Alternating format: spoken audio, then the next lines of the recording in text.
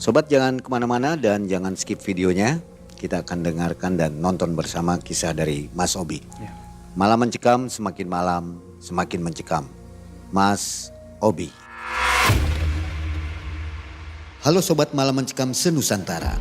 Buat Sobat yang memiliki kisah nyata mistis dan ingin menjadi narasumber, Sobat bisa mengirim DM Instagram ke Malam Mencekam Official atau langsung hubungi WhatsApp admin di nomor 08233 929 1177. Tentunya akan ada apresiasi dan merchandise eksklusif dari Malam Mencekam. Mang Ei tunggu sekarang juga ya. Jadi gini Mang Ai, pada tahun 2023 saya ini datang ke acara seminar di salah satu kota di Jawa Tengah Mang Ai. Nah kebetulan seminar ini seminar digital sih, lebih ke praktisi buat bermain Facebook lah, kumpas tuntas yang ada di Facebook gitu. Nah kebetulan saya berminat, akhirnya saya mengikuti seminar itu dengan mendaftar lewat via online Mang Ai. Bayar itu ya? Bayar Mang Ai. Nah kebetulan saya ini nggak pernah keluar kota Mang Ai ya, akhirnya ya saya coba ajak-ajak teman siapa yang mau ikut mendampingi saya dalam perjalanan gitu. Saya tuh telepon teman Mang Ai, kebetulan yang bisa angkat teleponnya sih ya si Mehmet itu gitu. Nah kebetulan si Mehmet nanyain gitu, ada apa nih telepon gitu. Saya bilang, Met mau nggak nih perjalanan bareng lah sama saya gitu kan, ke salah satu kota di Jawa Tengah. Lah ada apa nih Bi gitu. Mehmet tanya begitu kan Mang Ai. Akhirnya saya bilang ada seminar nih gitu kan, kamu cuma dampingin saya aja lah gitu biar saya nggak tersesat karena kan saya nggak pernah keluar kota gitu tuh. Jadi akhirnya saya bawa teman lah buat perjalanan Mang Ai. Berarti ditanggung dong biayanya ya? Iya betul, dari ongkos sama penginapan ya saya yang nanggung karena saya ngajak dia gitu. Kebetulan dianya emang lagi free juga Mang Ai. Nah, si Mehmet bilang, "Wah, kebetulan nih saya juga lagi nggak ada kerjaan gitu tuh. Jadi ya udahlah bolehlah saya ikut gitu kan. Emang hari apa gitu kan," kata dia. Saya bilang, "Ya paling berangkat Jumat, pulang Minggu gitu. Siap nggak nih?" Ya udah saya izin dulu ya sama keluarga. Akhirnya ditunggu besok pagi Mehmet ngabarin Mang Ai, itu di hari Rabu. Di hari Rabu sebelum keberangkatan kan di hari Jumat ya Mang ya. Terus si Mehmet telepon gitu kan ke saya. "Bi, oke nih, lanjutlah gitu kan. Kita jalan-jalan gitu sekalian refreshing," kata dia. Ya udah oke. Jumat pagi ya gitu kan ketemu di stasiun, udah saya pesan ini tiketnya gitu kan. Ya udah lanjut tuh Mang Ai. Di hari Jumat kita ketemu di stasiun untuk keberangkatan Mang Ai. Nah setelah keberangkatan ya kita biasalah ngobrol-ngobrol sama si Mehmet. Nah terus saya bilang sama Mehmet, tahu nggak nih jalan-jalan di sana atau ibaratnya penginapan dan yang lain. Wah udah tenang aja gitu kan, saya pernah kesana kok gitu kan, sering, kata dia gitu. Karena kita nggak prepare kan, jadi makanya saya tuh ngajak dia karena dia udah pernah ke kota tersebut Mang Ai. Berarti kota ini kota termasuk kota gede ya? Kota gede Mang Ai gitu kan. Akhirnya ya udahlah saya sama si Mehmet ini melanjutkan perjalanan kurang lebih 8 jam perjalanan sampailah di stasiun kota tersebut Mang Ai gitu kan. Karena dia yang tahu channel-channel penyewaan motor, penginapan, akhirnya saya ya udah sok kamu aja Met, di mana yang biasa kamu sewa? Oh di sini tenang gitu kan. Saya ada nih langganan. Setelah itu ketemulah gitu. Ya negosiasi harga untuk selama 2 hari kita nyewa motor. Saya bayar, akhirnya jadilah kita nyewa motor itu. Motornya tuh Honda Beat kalau nggak salah itu. Terus saya sama Mehmet lihat-lihat map karena kita nggak prepare tuh Mang Ai. Salahnya saya ini nggak prepare. Saya tuh udah terlalu ketergantungan sama si Mehmet ini karena saya tahu Mehmet tuh pernah ke kota tersebut. Ya akhirnya saya menagih janji kan, katanya tahu nih Met penginapan yang biasa kamu tempatin. Udah tenang nih saya tahu. Akhirnya si Mehmet ini nunjukin satu penginapan yang dia biasa nginep di situ Mang Ai. Setelah nyampe di situ kebetulannya penuh. Udah nyampe ke situ penuh, akhirnya saya sama Mehmet kan bingung. Duh kemana lagi ya? Ini penuh nih, gimana Bi ada ini enggak channel relasi, apalagi saya nggak pernah keluar kota, kata saya tuh ke si Mehmet tuh. Kan kamu Met yang tahu daerah sini. Ya kan kita kan nyari budget yang murah aja sih Mang Ai ya, di kisaran 200-300 lah per malam gitu kan. Kebetulan ya itu yang biasa dia tempatin tuh murah gitu. Penginapan satu malamnya 150, jadi saya tuh ya udahlah tenang, tapi ternyata penuh gitu kan. Rencana untuk berapa hari? Rencananya sih untuk 2 hari Mang gitu kan. Di hari Sabtu sama Minggu untuk penginapan. Jadi Jumat malam kita masuk, ya Minggu malam kita pulang.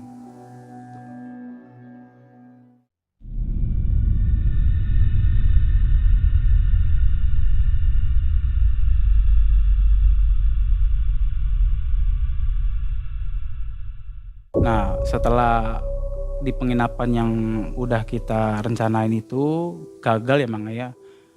Saya diskusi lah sama si Mehmet nih. Met gimana nih Met? Saya juga nggak punya kenalan ataupun relasi temen di sini juga gitu. Ya terus si Mehmet bilang ya udah lihat di Google Map aja. Kalau di Google Map ada ya udah kita ke situ. Ya udah. Akhirnya saya sama Mehmet tuh nyari-nyari Mang di aplikasi Google. Google Map tuh nyari, ih ada nih deket-deket sini kebetulan dan deket juga sama si tempat acara seminar itu Mang akhirnya saya ke situ lah. Nah nggak tahu kenapa si jalan itu kayak ditunjukin ke jalan yang sempit Mang saya juga heran kok ada sih Met penginapan masuk-masuk gang sempit. Nah nyampe lah Mang gitu tuh, nggak jauh dari jalan kecil itu, gang itu nyampe ke satu penginapan. Nah pas saya nyampe ngelihat bangunan penginapannya kan saya udah nggak kuat Mang udah ngelihat wah kayaknya nggak oke banget di penginapan. Lampunya temaram gitu ya? Iya Mang gitu kan, kuning-kuning gelap gitu kan. Saya jadi wah besok saya menghormati si Mehmet aja karena Mehmet juga yang nyetir kan Mang saya bilang ya udah sok kamu masuk aja dulu, tanyain ada nggak kamar yang kosong. Saya sambil nunggu di luar beberapa menit, saya telepon kan, Mehmet kok nggak keluar-keluar nih. Gitu. Terus saya nunggu sampai kurang lebih dari 10 menit sampai 15 menit. Mungkin dia ngobrol di sana di dalam tuh Mang Tapi saya nggak tahu ngobrolnya apa kan. Saya tuh telepon, nih Mehmet nggak ngangkat-ngangkat. Setelah beberapa kali ditelepon, akhirnya dia keluar tuh Mang Keluar. Nah, Bi, langsung aja Bi, masuk Bi. Udah di booking kosong, masa sih di booking? Udahlah capek, daripada nyari-nyari penginapan lain. Udah ngobrol aja dulu yuk, masuk. Nah perasaan saya tuh udah gak enak Mang tapi dipaksa oleh si Mehmet buat masuk ke penginapan itu. Akhirnya saya mau gak mau kan, ngehargain si Mehmet yang udah masuk, udah ngobrol. Udahlah ayo masuk, lihat dulu lah kondisinya gitu kan. Masuk tuh, kita masuk, ketemulah salah satu orang karyawan di situ Mang Tuh, resepsionis lah mungkin lah ya, resepsionis. Terus kita tanya, ngobrol, per malamnya berapa Mas? 300, gak bisa kurang kan? Kata dia gak bisa Mas, soalnya ya memasukin weekend sih rame. Paling udahlah netnya segitu 300 kita Mas. Nah anehnya pegawai tersebut tuh, saya lihat nih orang kayak kurang tidur Mang matanya nih hitam, terus kayak pucet-pucet gitu. Udah memasuki jam 6 kan kita mau gak mau Mang daripada kita cari penginapan lagi. Akhirnya saya bilang kayak gini, ya udah Mas, tapi saya mau tahu dulu nih kondisi kamarnya seperti apa. Wah ini nih Mang udah bawaan nyampe saya parno. Akhirnya dibukakan lah salah satu kamarnya, dibuka sama si pegawai tersebut. Saya lihat ke Mang waduh kaget Mang penginapan kok jadul banget. Jadulnya tuh apa Mang? Dipannya ini kan kalau dipan hotel biasa kan ya biasa lah Mang ya kotak gitu kan. Ini ada kelambu-kelambunya Mang kayak di film Susana gitu. Akhirnya makin rasa takut saya tuh makin besar ya. Waduh bahaya banget nih gitu. Udah nyampe saya nggak enak hatinya. Ditambah lihat kamarnya yang benar-benar kayak film Susana gitu tuh. Dari kayu itu? Iya dari kayu Mang. Tapi kayunya ukiran, bener-bener kayak kalau bisa dibilang kayak joglo-joglo gitu lah Mang. Pakai AC juga di situ? Pakai Mang, ada AC juga Mang di situ. Si Mehmet bisik-bisik saya Mang. Bi, udahlah Bi, ambil aja. Gak apa-apa tenang, ada saya kok. Wah kamu itulah, serius nih, serius. Udah aman Bi. Udah saya netralisir semua. Bercandanya dia seperti itu. Karena si Mehmet ini tahu Mang, saya tuh orangnya penakut. Jadi dia tuh gimana caranya nih Obi biar mau nginep biar nggak cari penginapan lagi gitu. Karena dia tuh udah capek banget Mang Saya juga capek, dia juga capek. Akhirnya dengan berat hati saya bilang, ya udahlah mas, kita ambil 2 malam. Saya bayar tuh 600.000 tuh Mang. Nih mas, ya sambil dia ngisi-ngisi data, coba mas lihat KTP-nya buat data kita. Oh boleh kata saya tuh. Langsung lunas 2 hari ya? Langsung lunas 2 hari. Saya nggak pikir panjang Mang. Pada saat itu mungkin karena bawaan badan udah capek kan ya, perjalanan jauh. Akhirnya saya udahlah mau nggak mau ya udah saya kelarin aja lah. Akhirnya saya kasih KTP ke si resepsionis itu, si orang itu Mang. Dia nulis tuh. Nah selagi dia nulis saya nanya-nanya Mang. Mas, orang asli sini? Iya mas, saya asli sini. Rumahnya di mana mas? Deket-deket sini bukan? Saya begitu. Terus tapi si resepsionis bilang, enggak mas, saya tinggalnya di belakang. Saya lihat di belakang. Kamar? Di kamar? Iya, saya tinggalnya di kamar. Tidurnya di kamar di sini mas. Oh ya udahlah. Karena saya ngerasa oh, ini nih kayaknya mungkin jadi PIC lah atau pengelolanya untuk penginapan tersebut. Akhirnya saya bilang, mas kok sepi mas? Ya belum pada datang mas, biasanya datangnya malam-malam. Nah, kata dia begitu. Ya karena saya percaya aja ya udahlah. Tapi ya benar-benar saya nggak habis pikir kok hotel sepi banget, kayak nggak ada orang. Cuman dia doang gitu yang ada di situ. Sama saya berdua makanya saya sama si Mehmet tersebut. Udah gitu ya akhirnya saya nerima kunci nomor si kamarnya udah dikasih sama dia sama kuncinya. Akhirnya saya naik lah makanya gitu. Saya naik sama si Mehmet tersebut, saya naikin tangga, kan tangga tuh bentuknya kayak zigzag tuh Mang. Jadi nggak lurus langsung ke lantai 2. Jadi 1 naik dulu, nanti naik lagi kedua. Nah, pas kita naikin tangga pertama tuh Mang, saya kaget. Kok ada lukisan? Lukisan kok lukisan makam ya? Masa di hotel kok ada makam? Di dalam hati saya seperti itu Mang. Nggak umum ya? Iya nggak umum banget Mang. Kan kalau hotel biasanya ya pemandangan atau misalkan identik sama kota tersebut lah. Kayak pantai ataupun tugu dan yang lain-lain. Ini kok kuburan. Saya bilang lah ke si Mehmet gitu. Met, lihat tuh Met. Ada kuburan. Lukisan, tenang aja sih Bi. Cuman lukisan. Saya nggak tahu Mang. Si Mehmet tuh sebenarnya ngerasain atau enggak.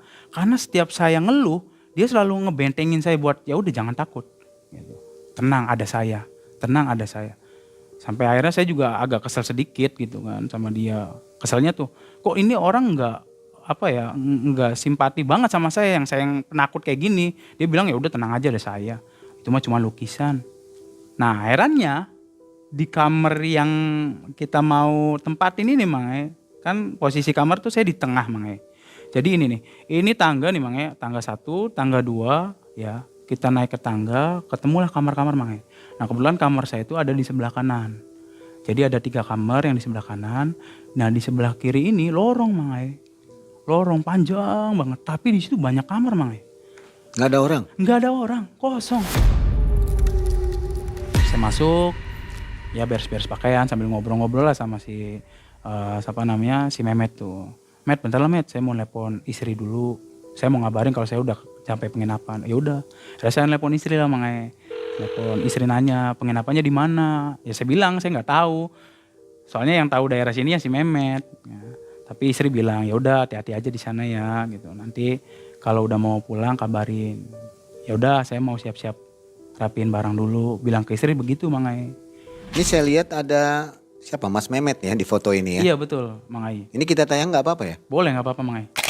Saya lihat juga hotelnya normal-normal aja ya. Makanya sampai istri saya tuh bilang, kok itu bagus banget. Ada kelambu-kelambunya karena istri suka banget motif-motif jadulan lah.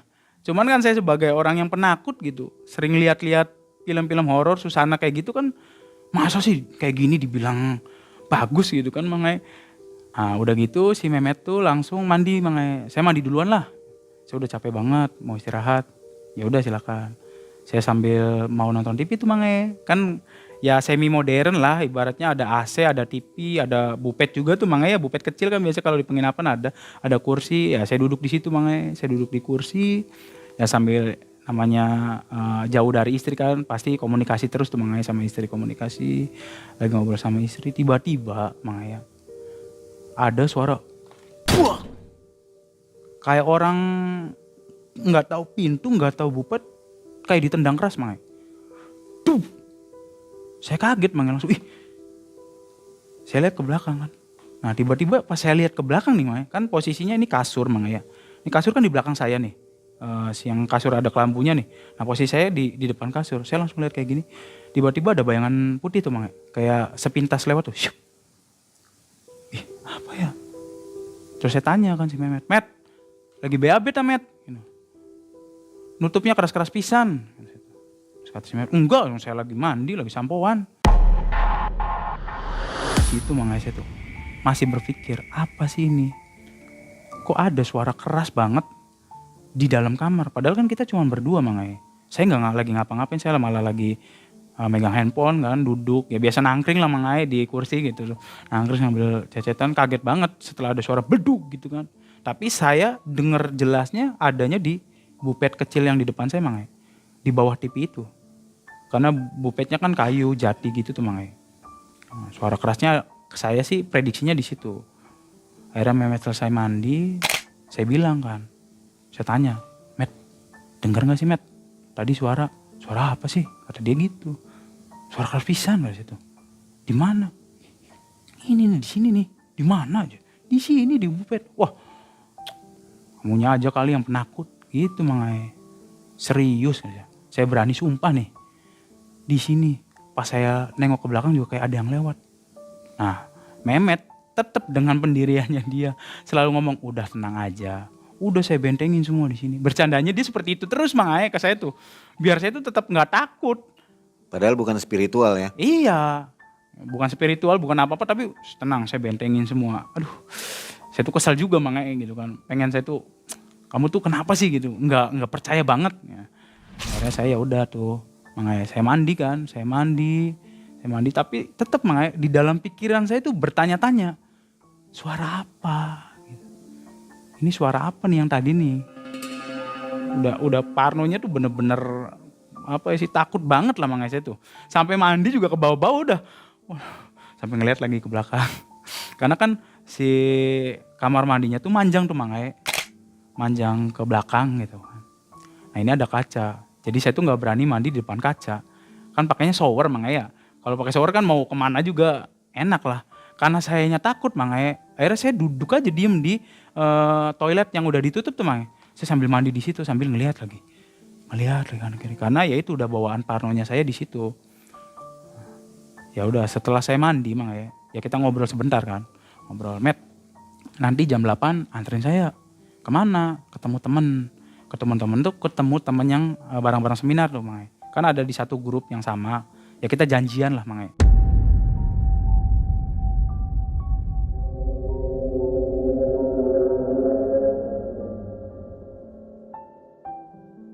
Nah ini nih Mang, udah janjian kita mau keluar. Si Mehmet bilang, yaudah Bi, nih kamu aja ya yang nyetir. Ngasih si kunci tuh Mang ke saya tuh. Nih kunci motornya ya, ngasih. Saya terima Mang, saya kantongin. Yaudah yuk lanjut. Kita pakai jaket, ya kan, pakai celana panjang lagi. Keluarlah kita Mang. Pintu udah dikunci, yang ngunci pintunya pun saya Mang. Kuncinya saya masukin juga ke kantong. Jadi kunci motor sama kunci kamar tuh saya yang megang. Nah saya nih keluar dari kamar baru ngeh Mang. Pas saya keluar dari kamar mau turun ke tangga kan gak jauh ya Mang ya. Karena kan sebelahnya tangga lah kamar saya nih. Gak jauh, pas saya mau turun ke tangga ternyata ada jimat Mang. Seperti apa, di dalam tas atau gimana? Kayak ada apa sih, anyaman kayak ketupat tuh Mang. Tapi di bawahnya kayak ada bandul Mang. Jadi kayak dibungkus kain putih gitu. Tapi nggak tahu itu yang dibungkusnya tuh apa. Cuman yang saya lihat kayak orang-orang Bali gitulah ya. Jadi kayak ada ini apa namanya tuh, daun yang dianyam gitu Mang. Ngiket begitu. Saya lihat kayaknya jimat nih. Prediksi saya. Pas saya ngelihat nggak cuma satu Mang. Turun dari tangga pertama, tangga kedua. Nah pas turun di tangga yang paling akhir nih Mang, di atasnya ada jimat lagi Mang.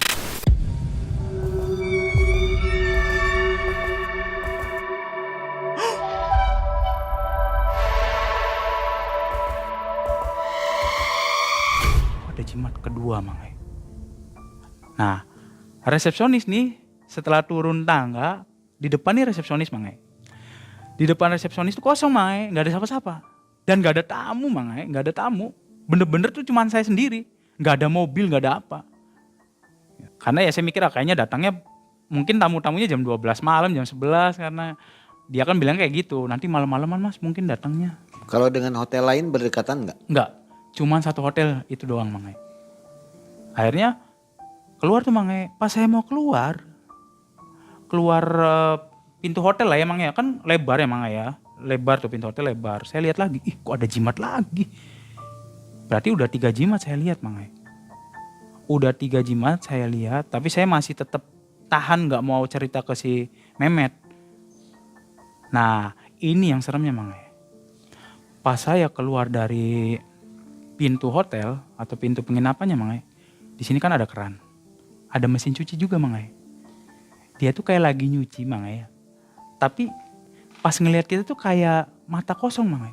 Tatapan kosong karena kan emang pas pertama kali kita lihat si orang ini nih, si karyawan ini Mang yang terima kita pertama kali nih, kan matanya hitam Mang. Mukanya pucet. Dianya sambil kayak gini Mang. Kalau orang yang bener Mang ya, misalkan dia orang, monggo Mas, mau kemana Mas? Itu nggak ngomong sama sekali Mang, cuman tuh, merinding Mang. Itu bener-bener saya inget jelas mukanya Mang.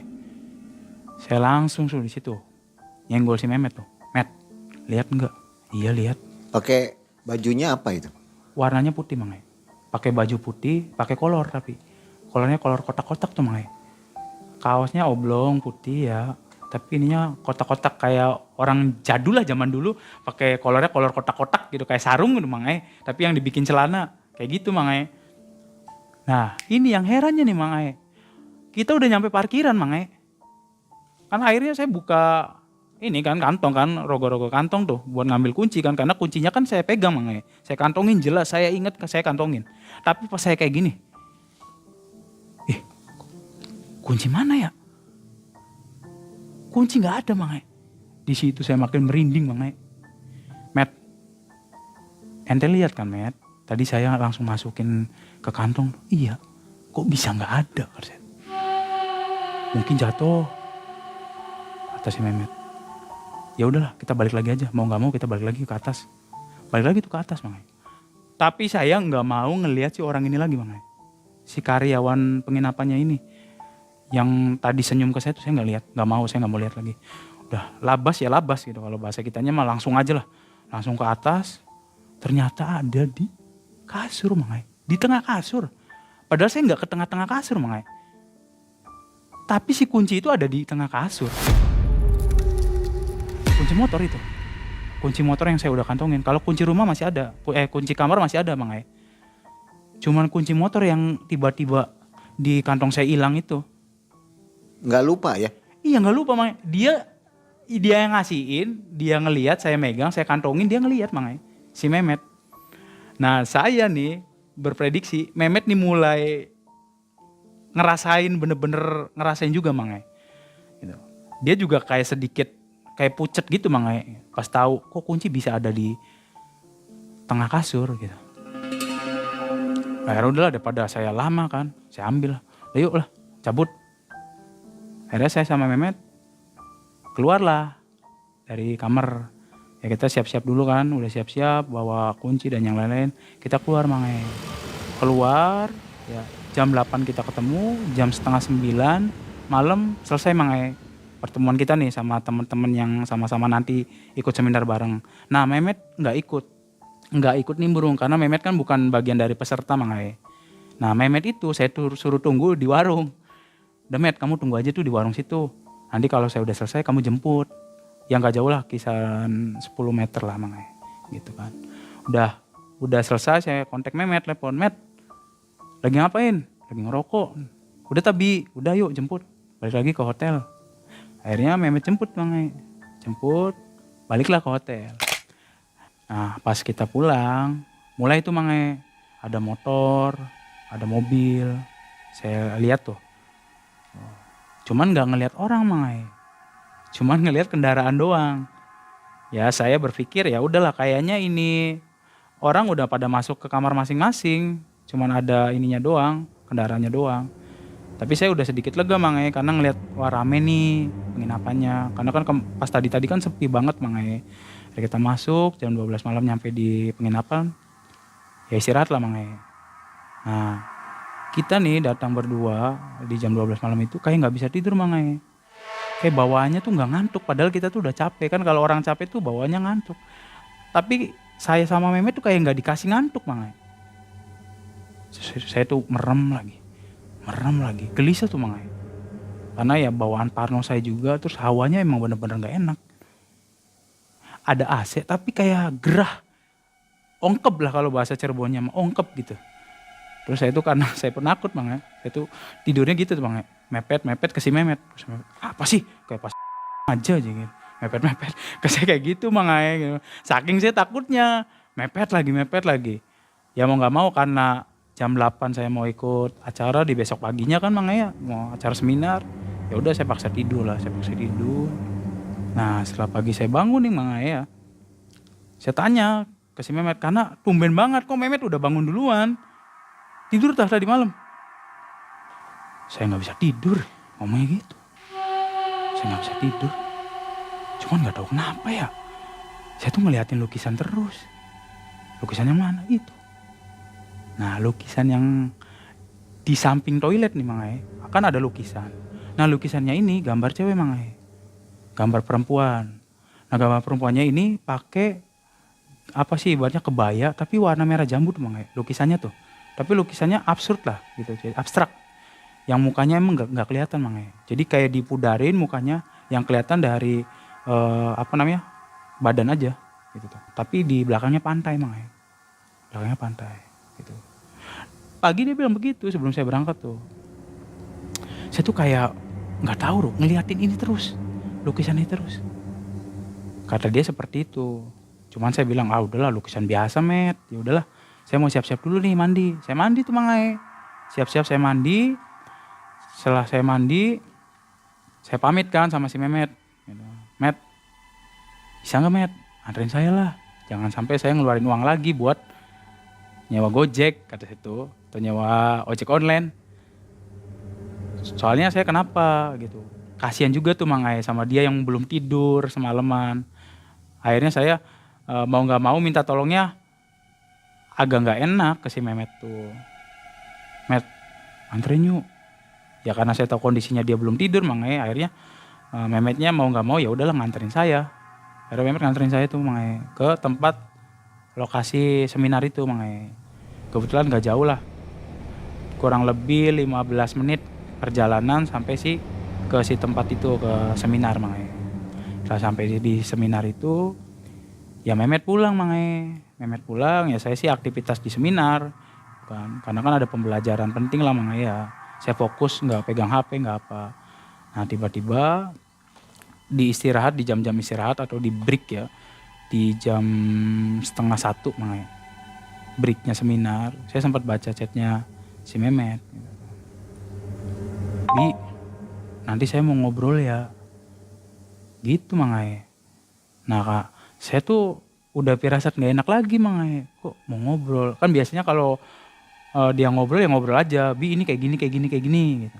Tapi dia mah enggak Mang cuman Bi nanti saya mau ngobrol ya.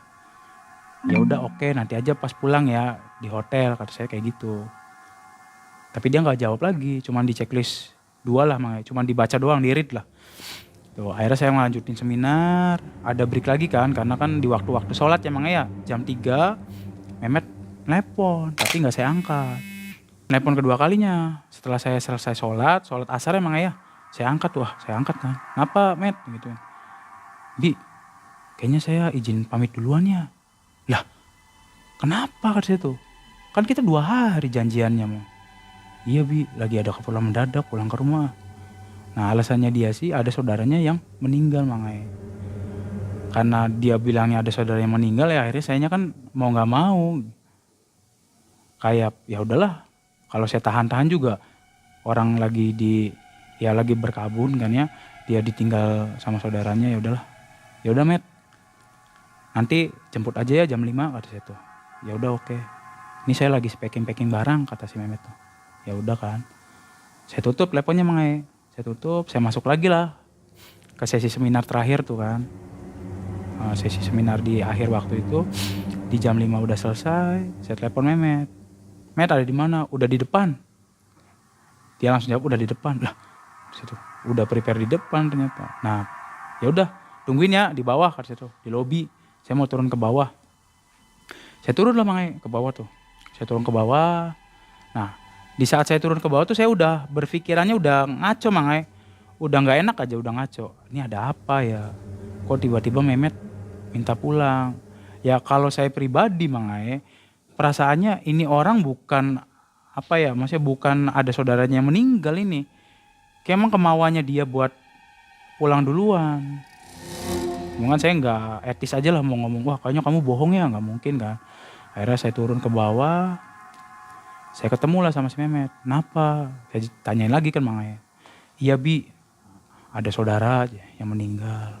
Jam berapa? Tadi siang. Saya disuruh pulang sama orang tua. Yang bener nih. Iya bener. Terus gimana? Udah nukar tiket, jadwal tiket belum? Kata saya tuh kayak gitu Mang. Terus kata si Mehmet tuh, udah tadi baru sebelum kesini saya ke ini dulu, ke stasiun dulu nuker.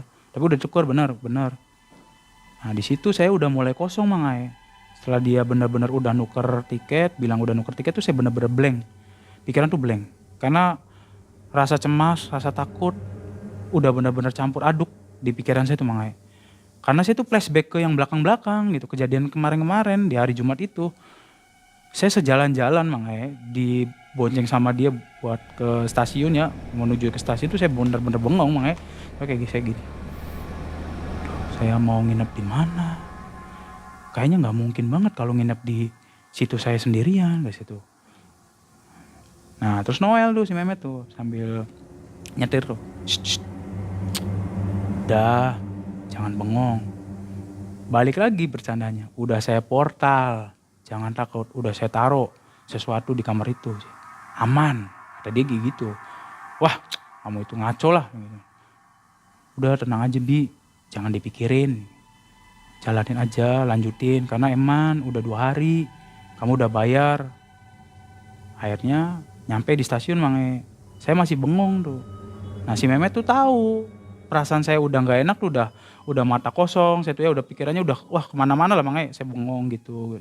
Duh gimana? Saya tuh mikirin gimana caranya keluar dari penginapan itu Mang.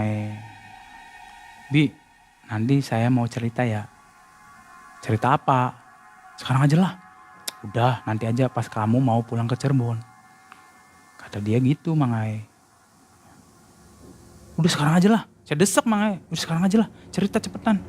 Saya udah kepalang gak enak nih perasaannya. Udahlah besok aja. Gak apa-apa udah nginep sendiri aja di kamar. Udah tenang. Udah saya jagain. Udah kayak gitu. Udah ya bentar lagi kereta datang. Saya mau masuk. Ya udah tuh Mang. Dia masuk. Terus ya udah. Saya pulang tuh. Mehmet masuk ke dalam. Nungguin kereta atau masuk ke kereta. Sayanya keluar Mang. Nah di jalan tuh saya bener-bener kayak orang gak punya semangat lah Mang. Takut, bawanya tuh takut, was-was gitu. Sampai kayak melongo, ini saya mau kemana. Saya gak mungkin nih di hotel tersebut, saya gak mungkin. Karena saya udah bener-bener janggal banget Mang. Ada saya mikirin gimana caranya nih saya keluar. Nyampe di tempat, percis sama saat saya nyampe pertama kali di penginapan itu Mang. Jam 6 kurang. Jadi bener-bener kayak udah gelap, semi gelap lah.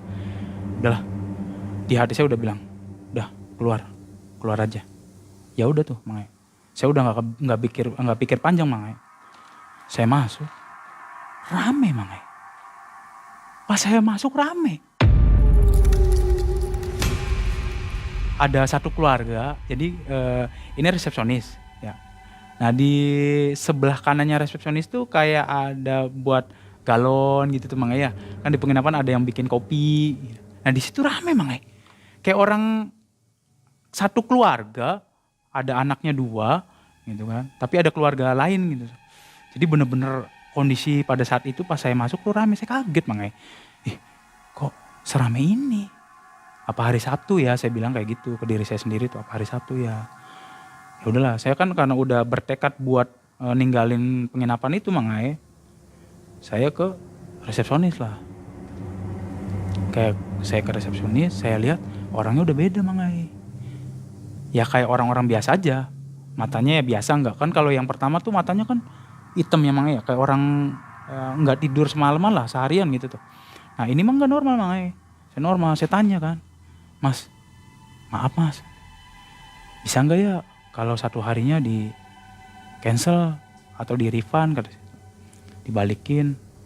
Emang Mas dari hari apa? Saya dari kemarin. Wah kayaknya udah nggak bisa Mas. Kan batas ininya jam 2 siang Mas. Udah terhitung hari ini, kata dia. Emang Masnya kemarin pesennya sama siapa? Lah kok bisa gitu tuh? Karyawan ini dengan karyawan yang kemarin nggak sinkron Mangai. Kan harusnya udah ada data Mangai. Udah ada data di mana kalau kita tuh berdua nginep di situ. Tapi kok dia malah nanya, emang kemarin ininya sama siapa? Lah, sama mas-mas. Tapi nggak tahu mas-masnya kok nggak ada. Ya kemarin sih bilangnya di situ, di kamar itu tuh tinggalnya. Nggak ada loh mas, nggak ada yang di kamar sini. Semua karyawan tuh rumahnya di luar, nggak ada yang pernah nginep di hotel ini. Karena saya udah fix buat ninggalin tempat ini, saya bilang, ya udah mas, saya mau pulang ke Cirebon, karena ada nenek saya meninggal. Saya sampai ngebohong begitu Mangai. Saking apanya, gimana caranya saya keluar dari penginapan itu. Pura-puranya saya nih, bohongnya saya nih Mangai, nggak dapat tiket saya ke Cirebon. Saya balik lagi, saya tidur di sini kata itu. Nih saya nitip kunci aja mas. Tapi sebelum saya nitipin kunci, saya mau ngambil barang-barang dulu di atas. Oh ya udah silakan mas. Dipersilakan. Itu masuk ke maghrib Mangai. Azan tuh udah kedengeran lah Mangai. Saya naik tuh ke tangga. Naik ke tangga ya udah parno kena jimat, lukisan kuburan. Naik lagi ke tangga itu Mangai, ya Allah. Yang gak disangka-sangka, masa Mangai ya, pas saya naik di tangga yang kedua, udah mendekati kamar, satu lorong Mangai, lampu-lampu, itu kayak apa ya, kayak lagi konslet tuh Mangai. Lep. Saya langsung, astagfirullahaladzim, ini lagi di mana gitu tuh Mangai. Kok bisa-bisanya ini hotel satu lorong, kan ibaratnya kalau lampu yang konslet cuma satu Mangai, tapi ini satu lorong tuh konslet. Saya nih Mangai buka pintu, saya jeblagin langsung. Saya hadang pakai kursi Mangai, biar saya tuh nggak dikunci di dalam Mangai. Karena saya udah berpikiran ini udah nggak beres banget nih. Saya kayaknya digangguin nih sama penghuni sini. Berpikirnya saya seperti itu Mangai. Saya ganjel Mangai sama apa namanya itu, kursi, saking saya takutnya tuh. Tapi sambil saya ngeliat tuh lampu kok masih kedap-kedip terus. Wow, saya masukin Mangai barang-barang yang ada di lemari yang saya udah susun lah, udah taruh. Pas di hari pertama, di hari Jumat itu saya langsung masukin. Udah gak pikir panjang Mangai, saya masukin. Sampai maaf ya Mangai, daleman aja sampai saya gak limpet-limpet Mangai. Langsung saya masukin semua. Cep. Saya turun Mangai, saya turun ke resepsionis. Mas, saya izin ngelimpetin baju di sini ya. Oh iya mas, monggo. Kata resepsionis yang baru nih, karyawan yang baru. Ya udah tuh, saya limpet. Sampai saya ngechat juga. Met, kenapa? Tolong sih Met, kamu cariin penginapan Met. Saya mau keluar dari hotel ini. Serius. Ya udah, saya cariin. Sabar ya. Nah, Mehmet tuh udah kerasa Mangai sebenarnya. Mungkin kalau Mehmet nggak ngerasa, saya tahu jawaban dia apa. Udah tenang. Gitu. Ada saya. Udah saya pagerin. Tapi dia udah langsung ngomong, ya udah saya cariin.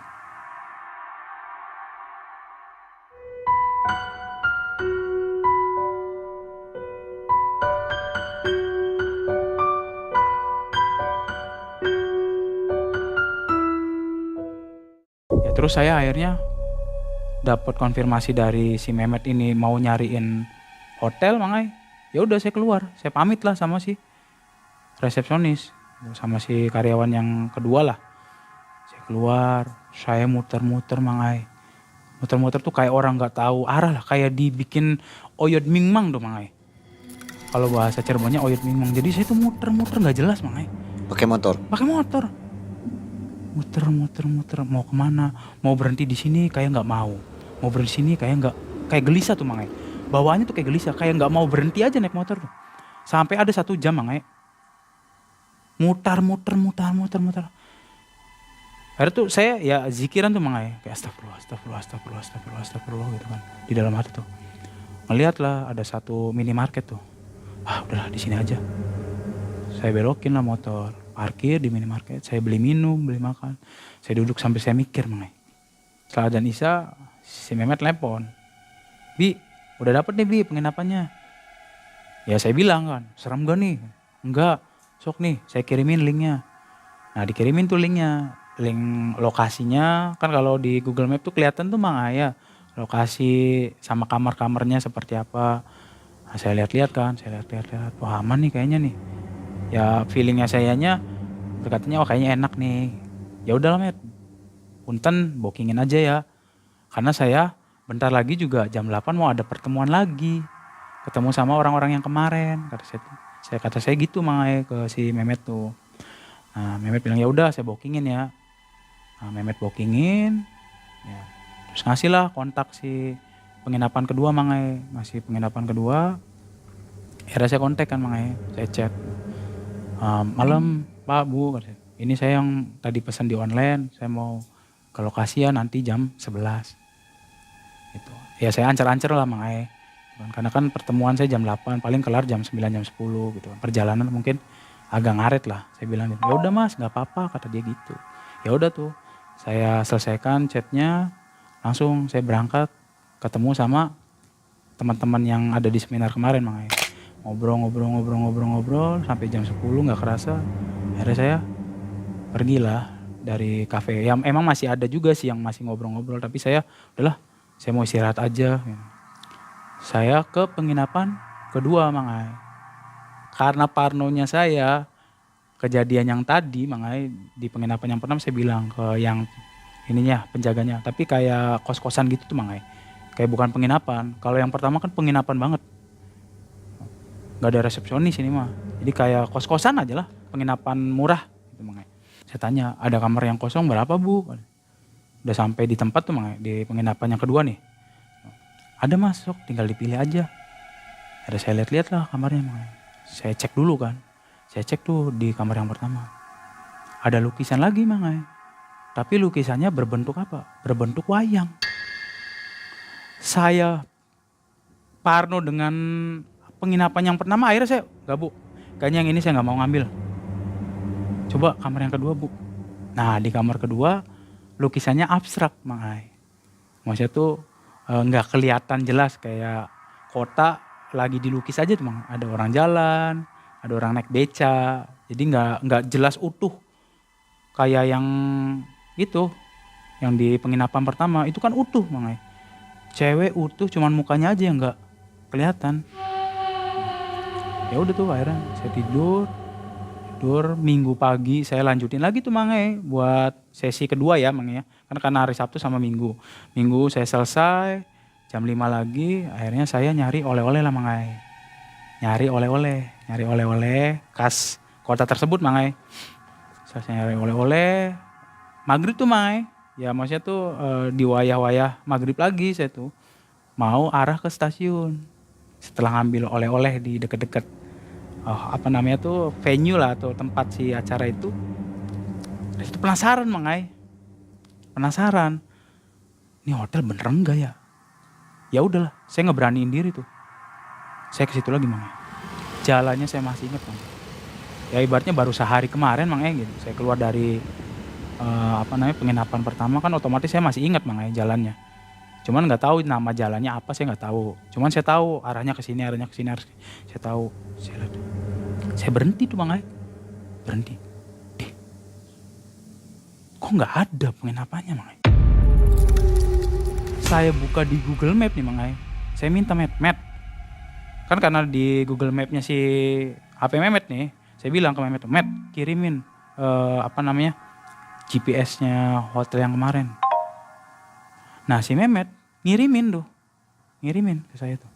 Pas dibuka ngeblank Mang Ai. Di close lagi sama saya tuh, masuk lagi, ngeblank lagi. Sampai 3 kali saya coba ngeblank terus. Akhirnya saya ngelihatnya percisnya kuburan Mang Ai. Kuburan yang yang ditutup atau ditembokin lah Mang Ai, ditembokin muter gitu tuh. Saya lihat, lah kuburan. Jelas ingat saya ada rumah juga Mang Ai. Ya di samping si penginapan itu ada rumah, dan di yang penginapan itu hilang, lahan kosong aja lahan, dan itu sepi Mang Ai, nggak ada penginapan. Saya sampai udah nggak pikir panjang, saya langsung tancap gas aja Mang Ai, saya langsung ke stasiun, karena hari Minggu malam kan saya tiket kepulangan lah Mang Ai.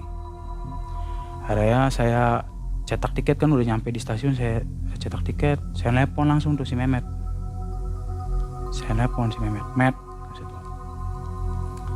parah Met, GPS yang kamu kirim nih Met, nggak bisa saya buka Met. Masa sih Bi? Serius nggak nih Bi? Serius Met? Ya udah, dah ngobrolnya nanti besok aja pas udah nyampe di Cirebon. Nah disitulah Mang Ai, saya makin bertanya-tanya, nih si Mehmet kayaknya nyimpen rahasia nih. Sesuatu yang emang dia tuh nggak mau ngejelasin secara secara telepon lah. Dia mau ngobrol langsung. Kayaknya ada apa-apa nih. Ya udah, saya mengiyakan Mang Ai, Ya udah Met, tunggu saya di Cirebon aja ya. Mungkin besok pagi kalau nggak sore lah. Gitu. Saya bilang ke Mehmet seperti itu. Ya udah, hati-hati ya pulangnya. Setelah saya cetak tiket, ya saya baliklah ke si penyewaan motor. Kebetulan kan deket dari stasiun itu. Saya jalan ke situ, saya kasihin lah kunci motornya. Karena KTP sama NPWP saya juga disimpan di situ. Dia nggak mau cuman KTP doang, harus ada NPWP, nggak tahu buat apa gitu. Akhirnya ya udahlah saya kasihin, saya ambil NPWP sama KTP, kan data pribadi emang ya. Saya ambil, ya udah saya balik lagi nunggu di stasiun sampai si kereta itu datang.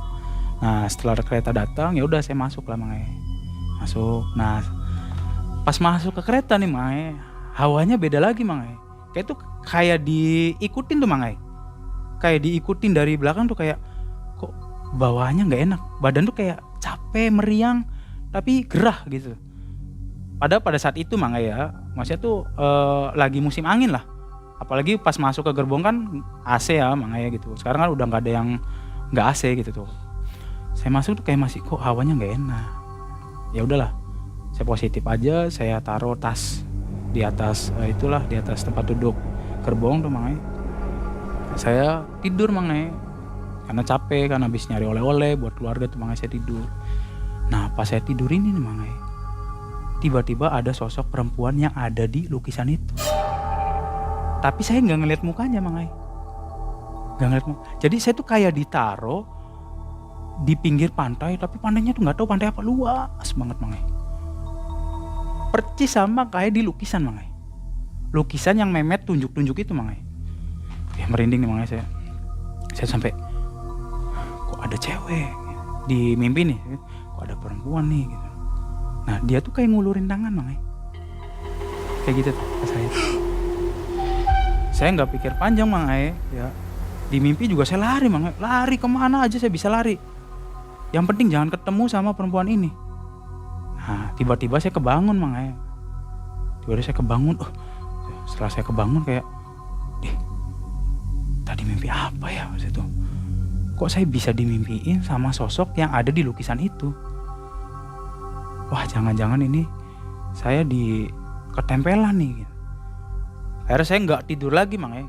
Karena parno dari mimpi, saya nggak tidur lanjut sampai pas mau nyampe Mang Ai. Pas mau nyampe tiba-tiba ada yang telepon, tapi pakai nomornya bukan nomor yang saya kenal. Jadi nggak ada namanya Mang Ai. Ini siapa? Saya reject lah Mang Ai, karena saya nggak kenal. Saya reject lagi. Telepon lagi, saya reject. Ketiga kali saya reject lagi Mang Ai. Tiba-tiba ngechat, angkat dulu Bi, ini orang tuanya Mehmet. Waduh, ada apa nih? Itu posisi jam 3 subuh Mang Ai. Itu bentar lagi mau nyampe di stasiun tuh. Saya angkat kan. Assalamualaikum ibu. Kan suaranya cewek mangai, otomatis kan oh ini ibunya. Assalamualaikum ibu. Bi, bisa nggak Bi kamu ke rumah Bi besok Bi? Hah, ke rumah siapa? Ke rumah Memet cepetan Bi. Besok kamu ke rumah Memet. Ini Memet nih udah lagi kacau nih Bi. Cepetan Bi, besok tak tunggu di rumah. Kata dia gitu mangai. Ibunya tuh bilang, iya bu, ya bu. Ya bu, mungkin nanti pagi udah saya langsung ke sana aja lah bu. Gak usah nanti bu, saya langsung ke sana. Ya udah Bi, ditunggu Bi. Tolong Bi, sini Bi. Sambil nadanya nada kayak nggak suka, kayak gimana sih mangai, kayak marah gitu tuh. Saya udah makin kepikiran tuh mangai, apa ya gitu tuh. Saya datang kan udah dari kereta, ya saya nyawa Gojek buat nyampe ke rumah. Dan nyampe di rumah istri kan bangun mangai, subuh tuh bangun gitu tuh. Kenapa kok mukanya kayak kecapean banget? Gak tahu nih. Nah, bunda gitu. Tiba-tiba orang tuanya Memet nelpon, katanya suruh ke rumah. Lah emang gak bareng tak pulangnya? Karena kan istri taunya saya perginya sama Memet mangai. Tiba-tiba nggak tahu gitu tuh. Kalau Memet tuh pulang duluan, saya nggak cerita ke si istri tuh. Saya juga nggak mau bikin istri juga takut gitu mangai. Memet tuh udah pulang duluan di hari Sabtu. Udahlah nanti aja lah ngejelasinnya. Mau istirahat dulu. Saya istirahat tuh bukan tidur mangai. Ngehuleng kayak, duh kenapa ya gitu. Kepikiran gitu. Akhirnya di jam 9 pagi di hari Senin mangai, saya langsung tuh ke rumahnya si Memet. Dari mau masuk ke rumahnya Memet aja udah ada suara orang teriak-teriak mangai. Ya saya nggak ngeh kalau itu tuh si Memet, itu nggak ngeh. Panos, pergi. Saya ini dengerin, udah saya nggak pikir panjang, langsung matiin motor, langsung saya masuk. Assalamualaikum bu, apa? Nih Obi, liatin nih si Memet. Kenapa Memet? Lihat tuh di kamar. Saya dimarahin, mangai. Pas saya lihat ya Allah, mangai. Matanya nih udah hitam-hitamnya nih udah hilang mangai. Udah putih aja. Astagfirullahaladzim. Kenapa bu? Kenapa? Ini gara-gara kamu. Kamu ngajak-ngajak si Memet nih, akhirnya begini si Memet. Gitu kan. Tahu nggak Memet nih? Dari kapan? Dari hari Minggu Obi. Minggu malam tuh dia kejang-kejang begini. Bilang takut. Panas. Kata si ibunya kayak gitu. Wah saya udah gak enak hati tuh mangai. Terus gimana bu? Saya sih gak mau tahu Bi. Pokoknya nih Memet harus sembuh Bi. Terus dengan cara apa bu? Saya juga gak ngerti dengan spiritual dan yang lain-lain. Ibu gak tahu. Pokoknya kamu harus cari orang yang bisa ngobatin anak saya. Kalau kamu gak bisa ngobatin anak saya nih, saya dendam sama kamu Bi. Karena ini ulah kamu ngajak si Memet. Karena saya tuh sasah mangai. Jadi apa sih? Udah kalap lah bahasa kitanya mah. Gitu. Saya ngontekin teman-teman tuh. Siapa nih yang punya kenalan paranormal gitu, atau kiai atau siapa ustadz lah. Sampai saya bikin status mangai gitu. Ada yang punya kenalan gak paranormal, kiai atau ustadz? Kalau ada hubungin saya secepatnya. Saya tuh sambil nunggu lagi. Ya udah ngedumel lah kalau bahasa Cirebon, udah ngoceh terus tuh mangai si orang tuanya gitu tuh. Bapaknya sih emang kalem lah, diem gitu. Cuman ya saya tahu bapaknya juga kayak nggak suka gitu tuh. Udah pokoknya ibunya ngomel terus. Satu ya Allah cepetan sih ya Allah kasih saya pertolongan gitu. Nah tiba-tiba selang 3 menit mangai ada WA masuk mangai, cering. Saya tak buka kan sama saya tuh. Si Joni kata saya tuh. Si Joni ngechat. Nyari orang buat ngobatin Tabi kata dia tuh. Iya nih John gitu. Tolongin lah John. Terus Joni bilang, siapa yang sakit? Ini teman saya, si Memet. Oh Memet? Nah karena kenal juga, tapi kayak temen jauh tuh sama si Memet tuh, si Joni ini. Tapi Joni kenal sama si Memet. Terus si Memet, oh ya udah, tunggu Bi, nanti saya telepon ya. Kata si Joni gitu. Ya udah John, jangan lama-lama John. Pokoknya cepetan ya, pokoknya hari ini harus selesai. Akhirnya Joni mungkin, karena kan Joni banyak kenalan, jadi cari-cari kontak spiritual gitu tuh, makanya nelpon lah si Joni. Bi udah dapet nih Bi, so kamu kesinilah. Kemana John? Udah ke rumah saya dulu. Nah, akhirnya saya langsung tuh Mae, dari rumah Mehmet saya langsung ke rumah Joni. Naik motor saya ngebut Mae, udah gak pikirin celaka atau enggak, udah langsung ngebut aja Mae, ngebut. Tuh, nyampe ke rumah Joni bilang gitu, kenapa Bi? Awalnya gimana? Saya juga gak tahu Met. Cuman yang saya tahu, pengalaman saya tuh, ya saya tuh datang di penginapan yang bener-bener wah horor banget lah, serem. Sampai saya datang lagi ke penginapan itu gak ada. Wah, jangan-jangan kamu mau dijadiin tumbal. Atau Mehmet nih yang mau diajak jadi tumbal, kata dia gitu. Yaudah Bi, yuk ikut saya. Kemana John? Ke Mbak Darmo, kata si Joni itu. Yaudah, jangan lama-lama John, yuk. Saya diantar lah sama Joni tuh ke rumahnya Mbak Darmo. Dan rumahnya Mbak Darmo ini gak jauh dari rumahnya Joni. Nah karena Joni ini emang dia tuh seneng banget ke dunia-dunia mistis tuh Mang Ai. Jadi dia tahu kenalan-kenalan spiritual yang ada di Cirebon tuh.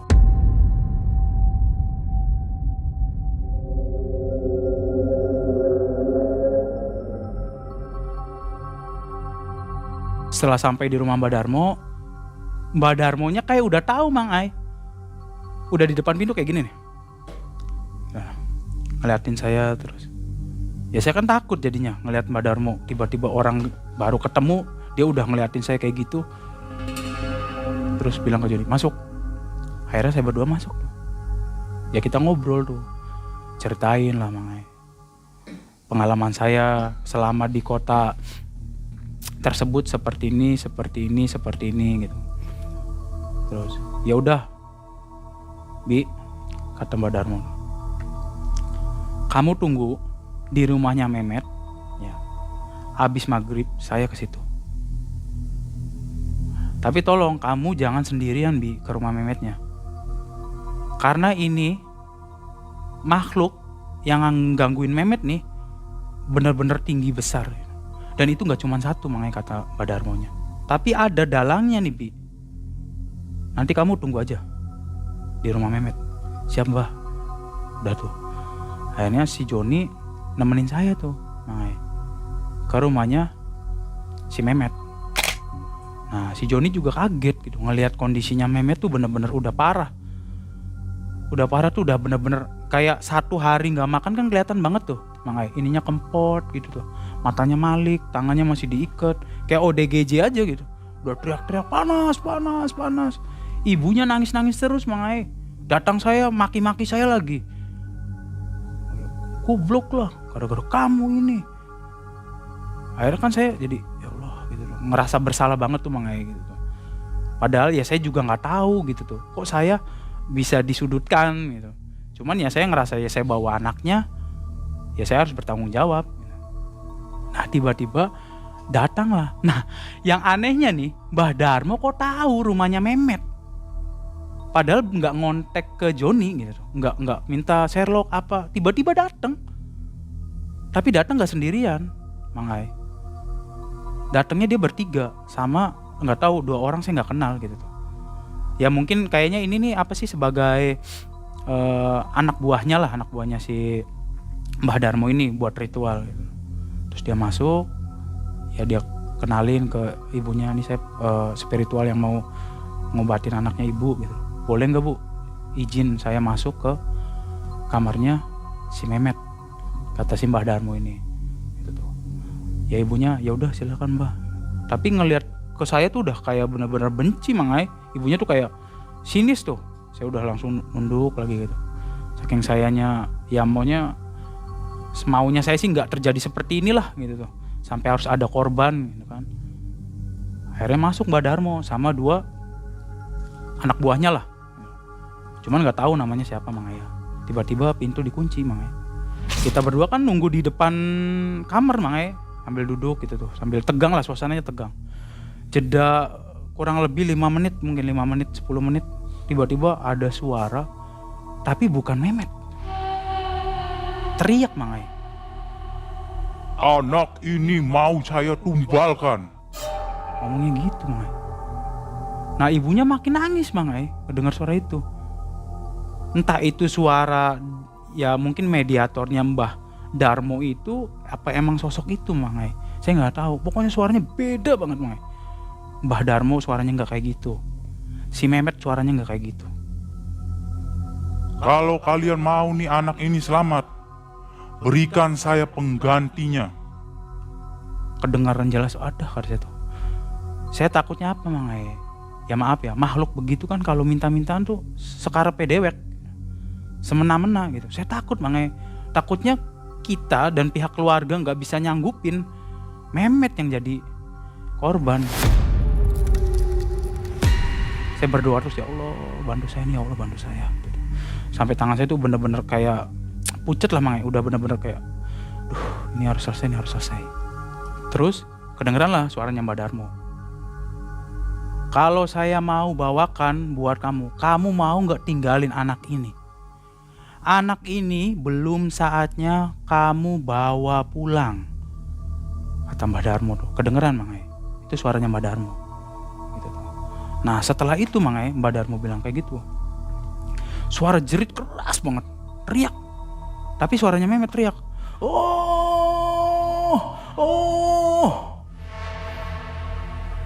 Ya udah tuh, ibunya udah nggak tega lah Mang, udah nggak tega masuk kamar yang di samping kamar Mehmet, udah nggak tega, nangis, udah nggak tega. Gitu tuh. Udah suara jeritan itu selesai. Berapa menit kemudian Mbak Darmonya keluar ngasih tahu ke saya tuh, siapa nih yang mau saya ajak ngobrol. Saya lihat ibunya udah masuk kamar. Bapaknya kayak udah pasrah tuh Mang. Kayak pasrah, kesel juga, tapi nggak bisa marah gitu tuh. Ya udahlah Mbah, biar saya aja yang nanggung. Gimana Mbah? Ada ngobrol. Ya udah sini Bi, duduk di sini. Bi, ini bangsa jin ada 5 orang Bi. Ada 5 makhluk. 5 makhluk ini ada satu yang nyuruh Bi. Lah, siapa Mbak Darmo? Bisa disebutkan gak ciri-cirinya? Karena ya itu Mbak Darmo, saya tuh sebelum pulang saya dimimpiin sama satu perempuan pas di kereta tuh. Perempuannya itu ya pakai kebaya merah jambu gitu, tapi belakangnya tuh laut. Nah di mimpi saya tuh dia ngajak saya, Mbak Darmo. Bener Bi, itu yang nyuruh 5 jin itu buat narik si Mehmet. Terus gimana Mbak? Kalau kamu gak selesaiin ini, ya selama 1 hari ini nyawa Mehmet bisa melayang. Wah udah tuh, makanya saya langsung, wah lemes. Allah, gitu. Terus gimana Mbak? Ya udah Bi, tadi saya udah ngobrol secara batin sama si 5 makhluk ini. Dia minta kepala kerbau. Sebelum jam 12 malam, kamu bawa kepala kerbau sama kembang 7 rupa, kopi, sama bekakak ayam, sama bumbu mayat. Saya bingung Mang. Carinya di mana jam 7 malam tuh? Malam-malam begini ada nggak yang jual? Akhirnya saya mau nggak mau ya udah keluar lah Mang. Gitu, keluar dari rumah. Ya udah, Mbah tunggu di sini ya. Saya coba cari dulu, saya ikhtiarkan dulu buat cari yang diminta sama Mbah. Kepikiran saya tuh, oh iya, ada penjagalan. Jadi kayak tempat pemotongan sapi, kambing, kerbau gitu tuh Mang. Di daerah Pleret Mang. Akhirnya saya ke situ Mang. Saya ke situ sama si Joni nih. Joni kan ngikut. Kata si Mbahnya, pokoknya kamu hobi kemana-mana jangan dibiarkan sendiri. Harus ditemani sama kamu Joni. Joni ikut di belakang saya. Saya bonceng Joni. Saya cari tuh. Ngobrol lah saya sama orangnya. Pak, kalau kepala kerbau berapa ya Pak ya? Terus si yang punyanya bilang, ya kisaran 600-700 Mas. Tapi kita ada loh tuh. Satu ini kerbau tua. Kalau mau sok dinego aja lah. Akhirnya nego-negoan tuh mah. Saya nego kan. Bisa enggak 200? Karena saya kan punya uang 500 pada saat itu tuh. Saya takut kurang buat beli yang lain-lain tuh Mang. Terus si penjaga lain tuh bilang, ya udahlah buat kamu 400 aja. Sok ambil sekarang. Gitu. Ya udah tuh Mang. Mau nggak mau saya ngeluarin uang 400.000, saya dealin, saya bawa tuh kepala kerbau. Setelah dari penjagalan saya mampir ke tempat makam, kan ada yang kembang-kembang tuh Mang. Saya beli kembang dulu 7 rupa. Ya pokoknya cari bumbu mayat juga ada di situ kan. Kain kafan juga ada. Saya beli di situ semua Mang gitu, dengan sisa uang. Ya ada kurang-kurangnya juga saya minjem uang ke Joni Mang. Yang penting gimana caranya si Mehmet sembuh lah. Ya udah tuh. Setelah dari situ perjalanan pulang Mang, si Joni nelpon ke salah satu, yaitu Mang, yang 2 anak buahnya si Mbah Darmo itu. Ki kita wis gawa ki ke kepala kerbowe gitu. Pakai bahasa Jawa Cirebon tuh Mang. Terus nah di telepon Mbah Darmo bilang jangan dibawa ke rumah, langsung dibawa ke kali yang nanti nembusnya ke pantai. Kan kalau di Cirebon kan deket pantai tuh Mang, ada muara lah, kayak muara itu yang nantinya dia nembusnya ke laut langsung. Nah kebetulan karena si Mehmet ini rumahnya di Mundu kan pesisir. Nah dia tuh ada laut gitu. Akhirnya saya suruh tunggu di situ, di muaranya tuh Mang. Akhirnya Mbah Darmo sama bapaknya sama adiknya yang datang. Nah ibunya udah nggak kuat Mang, udah ngurung di kamar aja udah nggak kuat. Ngelihat Mehmet kondisinya udah begitu tuh. Akhirnya yang datang 5-an berarti. Mbah Darmo sama pengawalnya 2, sama bapaknya Mehmet sama adiknya Mehmet datang. Disitulah mulai ritual tuh Mang. Ritual diracik lah, ditaruh di kayak buat nganu beras tuh Mang. Saya nggak tahu namanya apa ya gitu, ulet gitu tuh kayak anyaman, iya nampan itu tuh Mang. Ditaruh di situ semua, dari kembang 7 rupa, bumbu mayat taruh di tengah, ya di bawahnya kepala kerbau Mang. Kepala kerbau masih darah tuh, ditaruh bumbu mayat di di samping-sampingnya. Di situ Mbah Darmo dia ritual Mang. Ritual ya saya diem aja di situ. Cuman di saat si Mbah Darmo ini ritual, saya tuh kepala tuh pusing Mang. Di sebelah belakang tuh pusing banget. Ya mungkin efek ke saya juga Mang gitu. Karena satu kesatuan gitu. Saya kan berangkat bareng sama Mehmet gitu tuh. Saya dimimpiin juga tuh sama si wanita itu gitu. Dia pusing banget, kayak mau ketarik aja nih rambut nih. Aduh ya Allah, saya tuh sambil ya zikiran lah gitu Mang ya. Terus udah selesai ritual, ya udah, Obi, kamu larutin taruh di air biar ngalir sampai ke laut gitu. Akhirnya saya sama Joni tuh gotongan lah. Saya taruh lah di muara itu tuh. Muara sampai nyebrang agak jauh, pulang lagi. Yuk semua pulang, kata Mbah Darmo gitu. Balik lagi lah Mang, dari muara ke rumahnya si Mehmet. Setelah di rumah Mehmet udah cengar-cengir gitu tuh Mang, gitu. Normal, maksudnya tuh matanya udah kembali kelihatan lagi si hitam-hitamnya tuh.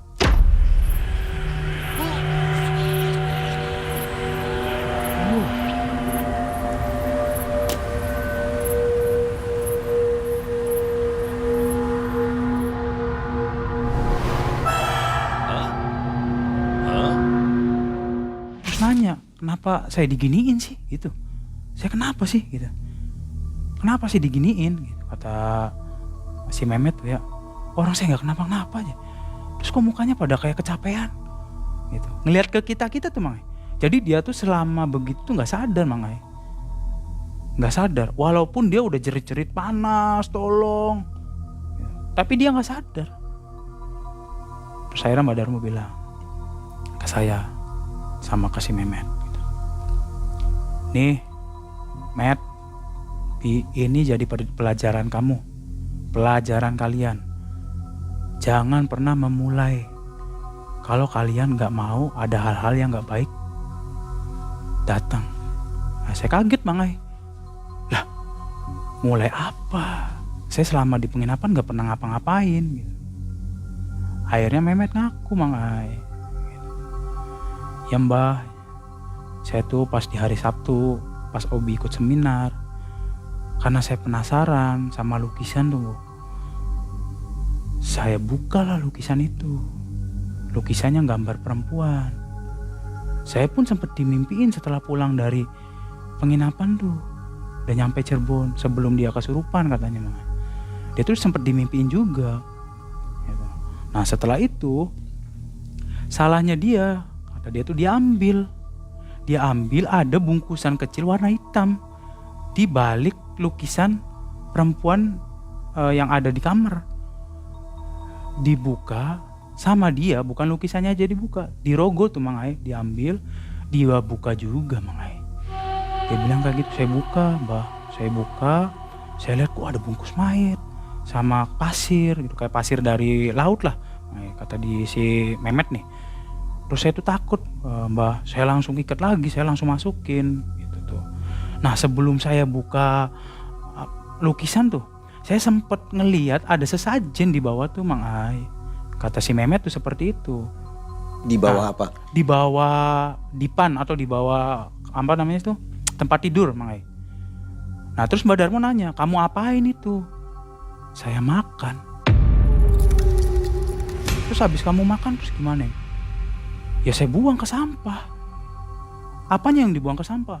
Ya kembang 7 rupanya. Terus yang ada di situ apa aja, Met? Kata si Mbah tuh ya. Yang ada di situ tuh Mbah ya aja. Ada pisang, ada kopi saya minum. Terus ada bekakak ayam. Sama ya kembang 7 rupa itu. Cuman kembangnya saya buang ke sampah. Waktu itu nggak lihat Mas Hobi? Nggak lihat saya. Ya Mehmet lah yang makan sesajen itu. Sampai Mehmet mengakui ya Mbak Darmo bilang, nih udah nih jadi pantangan buat kalian. Makanya dari situ Mang Ai, saya udah ibaratnya punya prinsip lah. Kalau ada sesajen, kalau ada ibaratnya ya racikan-racikan buat sesuguhan, sesajen dan yang lain-lain, saya nggak mau ngapa-ngapain Mang Ai. Ya udah trauma sama si Mehmet itu gitu. Ada Mehmet ya minta maaf gitu. Minta maaf ke saya juga. Ya saya bilang, jelasin sama ibu kamu. Kalau segala sesuatunya tuh ya kamu sendiri yang bikin kamu jadi celaka tuh. Padahal saya kan ikut seminar. Saya lah yang dibawa-bawa. Cuman kayak saya bertanggung jawab. Karena saya ngajak kamu buat nemenin saya, Met. Ingat nih, Met, buat pelajaran bersama. Kata saya kayak gitu. Ya udah tuh Mang Ai. Setelah itu Mehmet ya mungkin paham, sadar gitu apa yang dia lakukan itu salah. Dan saya juga jadi pengingat saya buat ya udahlah, nafsi aja lah. Ya kalau ada yang begitu-gitu ya saya nggak mau ngusik, nggak mau ganggu lah. Biar kehidupan kita sebagai manusia yang asli gitu, nggak terganggu, nggak terusikkan gitu Mang Ai. Nggak sempet tanya itu hotel apa ke Mbah Darmo, tanya nggak? Oh enggak Mang Ai, saya nggak sempet nanya. Intinya Mbah Darmo tuh ngasih tahu itu tuh sesajen tumbal sebenarnya itu tuh. Jadi pengganti tumbal tuh Mang Ai. Ya mengganti tumbal yang dia taruh di situ.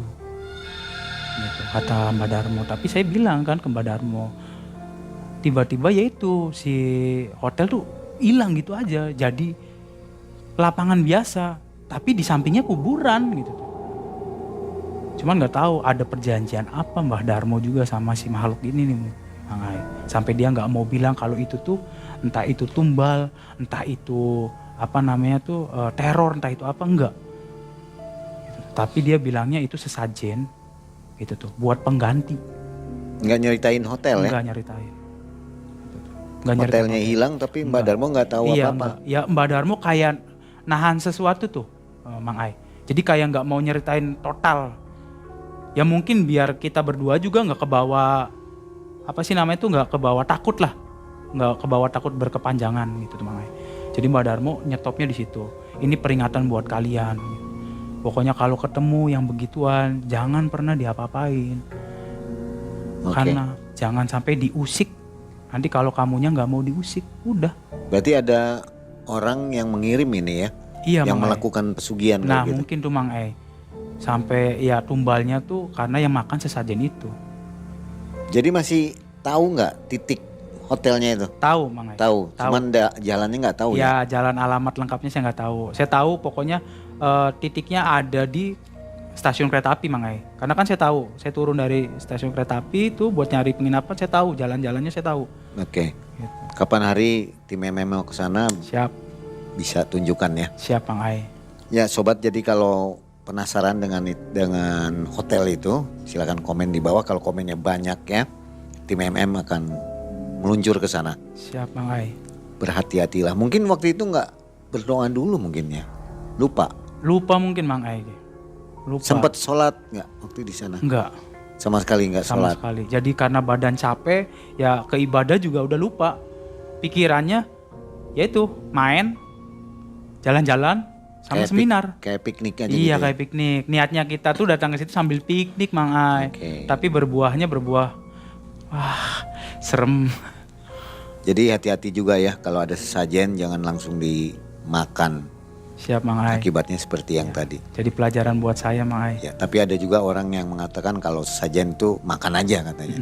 Silahkan itu kembali kepada diri masing-masing ya. Ya siap Mang Ai. Mas Obi terima kasih. Sama-sama Mang Ai. Sehat selalu dan Mas Mehmet juga sehat ya sekarang ya. Amin. Sehat alhamdulillah. Sekarang Mas Mehmet juga sehat Mang Ai. Sobat Malam Mencekam, itulah akhir kisah dari Mas Obi. Terima kasih dan Sama-sama, kita akan jumpa di kisah selanjutnya. Assalamualaikum warahmatullahi wabarakatuh. Waalaikumsalam warahmatullahi wabarakatuh.